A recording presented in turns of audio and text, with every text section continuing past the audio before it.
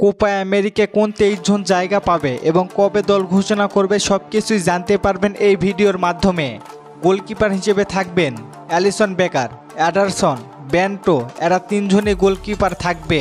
Defender Gabriel Magalhaes, Eder Militao, Lucas Beraldo, Marquinhos. Right back Danilo, Yan কৌটো।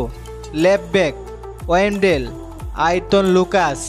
Midfield Casemiro, Bruno Guimaraes, Douglas Luiz, Lucas Paqueta, Andreas Pereira, Andre.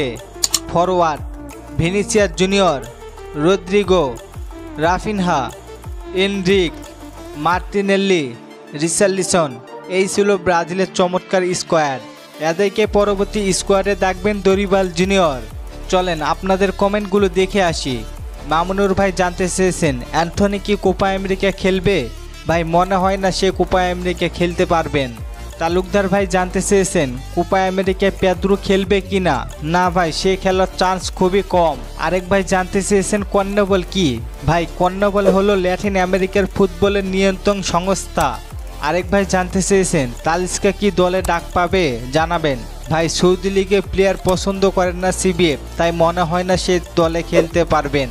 সোহান ভাই বলেছেন রিচার্লিসনকে নিয়ে একটি video দেন, সে খেলে না কেন? ভাই সে ইনজুরিতে ছিলেন, তবে কিছুদিন আগে আপনার লিভারপুলের বিপক্ষে মাঠে নেমেছিলেন।